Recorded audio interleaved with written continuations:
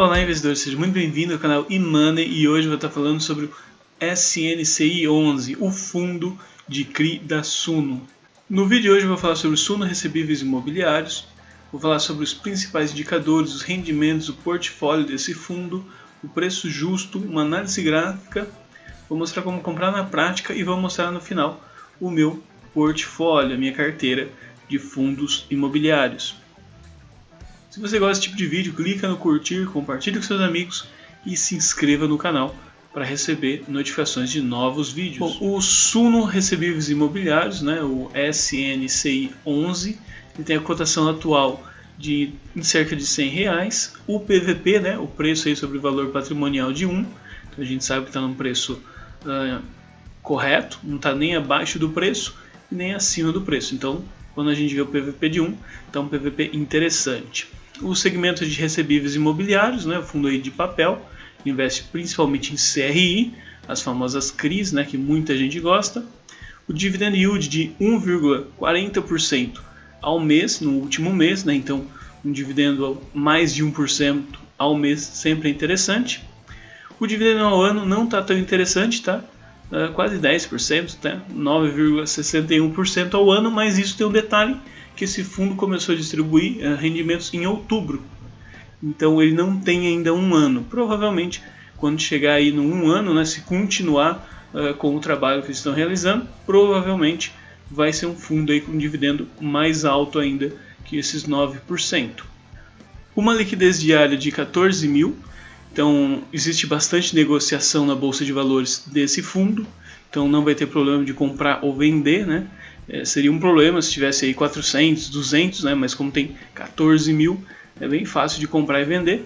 O último rendimento foi de R$1,45. O prazo de duração é indeterminado e a taxa de administração eu achei bem interessante, é menos de 1% ao ano, né? Isso é bem interessante, bem legal mesmo. O tipo da gestão é ativa. O IPO foi em 2021, como eu comentei, é um fundo extremamente novo, não tem nenhum ano ainda. E o gestor é a própria Suno, né, que a gente pode ver aqui embaixo. Bom, aqui a gente consegue ver os dividendos, né, sempre pagando aí mais de R$1 aí no decorrer dos meses, né? E como comentei, ele começou a distribuir esses rendimentos em outubro de 2021, né? Então ele não tem nenhum ano ainda esse fundo. Sobre os relatórios da Suno, eu acho que são os melhores relatórios que eu vi até o momento, né? Acho que tem algumas informações que poderiam ter a mais, mas ele é muito bonito e tem muita informação. Principalmente aqui o DRE, eu acho bem legal quando você encontra o DRE de forma simples como está aqui. Basicamente só precisa clicar no botão e já vai encontrar o DRE. E o que eu gosto de olhar no DRE aqui é o lucro acumulado, que a gente sabe que teve toda aquela novela com o MXRF11, né, que já foi resolvida, né? Mas aqui a gente consegue ver então o lucro acumulado e a gente consegue ver que tem lucro positivo, né? Se tivesse negativo, se tivesse prejuízo, aí já teria alguns problemas no fundo, mas tendo o lucro acumulado positivo, isso é bem interessante. Aqui na alocação a gente consegue ver algumas informações bem interessantes, né? A informação que eu gosto bastante é a série, né? A gente consegue ver aqui a série das CRIs, né? A gente consegue ver que a maior parte é série única, né? Esse tom de vermelho mais claro, e tem um tom aqui de um vermelho mais escuro, né? Um vinho, a gente pode ver que são séries seniors, e tem pouquíssimo em série júnior, que é aquela série mais arriscada, né? Tem basicamente aí 0% de série júnior. Então a gente pode ver que tem um risco mediano, né? Porque a série única, ao meu ponto de vista, ela não é tão segura quanto a sênior, mas ela ainda é mais segura que a júnior, né? A gente pode ver o que é mais aqui. A gente pode ver aqui os estados, né? Então a gente pode ver que a maior parte das CRIs estão aí em São Paulo, né, no tom em vermelho, e aqui um em rosa em Minas, né, Minas Gerais. Então São Paulo eu acho que é bem interessante, e também tem um pouquinho no Rio, tem também no Rio que eu também acho interessante, né, que são polos aí que normalmente é interessante aí o fundo imobiliário estar exposto, né, querendo ou não, são aí as principais fontes de PIB aí do Brasil, né. A gente pode ver a questão do indexador, né? O indexador aqui, o principal, é o IPCA, né? Isso é interessante, né? Porque quanto mais sobe a inflação, mais rendimento esse fundo vai ter para acompanhar a inflação, isso é bem interessante. A gente pode ver aqui os setores que tem as principais CRIs, né? O principal aqui é incorporação, e depois a gente pode ver a de energia aqui embaixo também. A gente pode ver o perfil de risco, né? Tem o perfil corporativo, contratual e pulverizado, né? A maior parte aí em corporativo.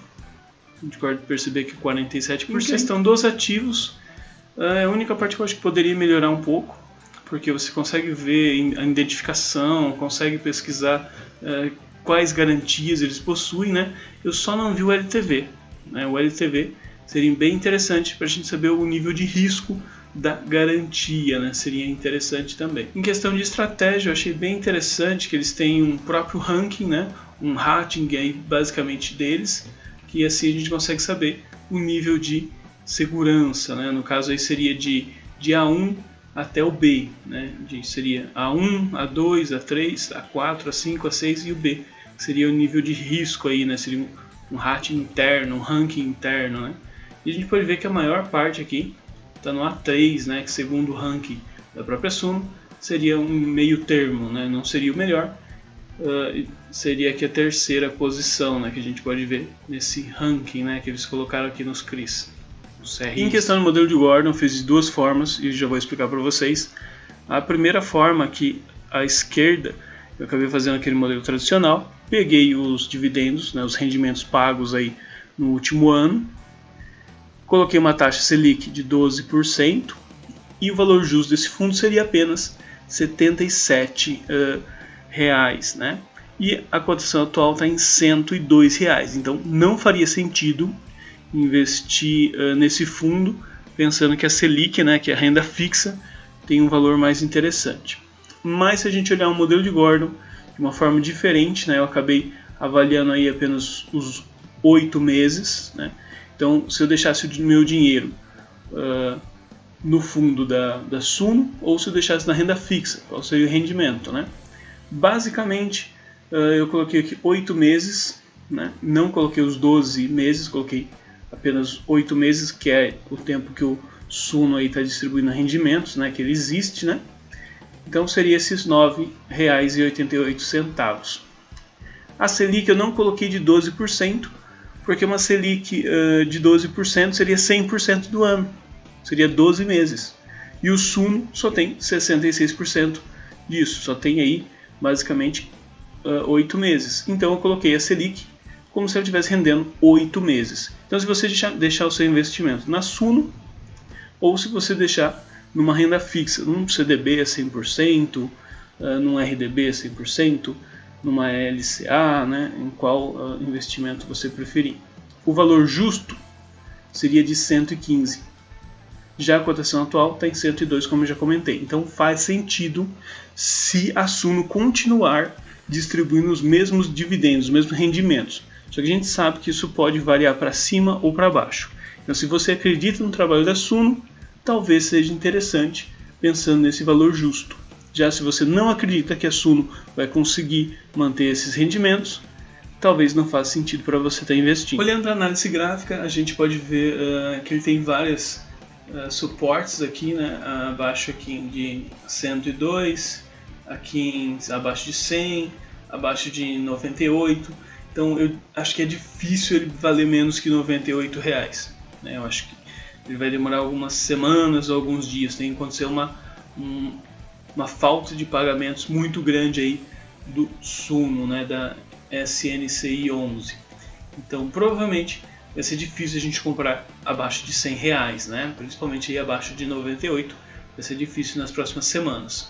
Nos próximos meses pode acontecer, mas nas próximas semanas acho difícil a gente conseguir. Acima do 104 a gente pode ver que tem uma resistência, né? Então talvez seja um pouco difícil comprar ele acima de 104, isso é bom. E acima de 110 também tem uma outra resistência. Segundo o Fibonacci aqui, né, a gente pode ver que a área vermelha estaria em 108 até 110, então não seria tão interessante comprar em 110, 108, mas seria interessante aí realizar a compra entre 106 e 101 mais ou menos, né? Vamos colocar aqui 101 mais ou menos.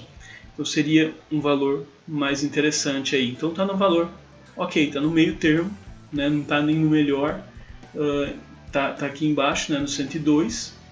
Se baixasse mais um pouquinho aqui para 101, seria mais interessante. Mas tá num preço ainda legal, tá numa zona interessante aqui do Fibonacci pra gente. Bom, aqui eu já estou no site da Clear, já vim aqui no menu Swing Trade, já adicionei um novo ativo, que é o SNCI11, né? Pode perceber que já está aqui do lado. Então só cliquei nele, já apareceu aqui do lado para mim. Vou colocar a quantidade que eu desejo comprar, vou clicar em comprar e vou digitar minha assinatura digital. Clicar em enviar e pronto. Acabei de comprar uma cota aí do fundo SNCI 11. Bom, e como comentei, o portfólio do canal ele continua assim, né? A gente tem o RDM, o MXRF, o CTPS, o DEVA e o HCTR, que são fundos de papel, e agora eu vou incluir também o SNCI, né? Que ainda não representa uma quantidade relevante, então vai demorar um pouquinho para ele aparecer aqui no gráfico. Mas eu vou investir aos poucos, como eu faço com todos os outros, né? Tem alguns fundos de logística que a gente pode estar vendo, né? Fundos também de lajes corporativas, né? De shoppings. Então tem alguns fundos aí no nosso canal. E é isso, investidores. Espero que tenham gostado do vídeo. Até a próxima.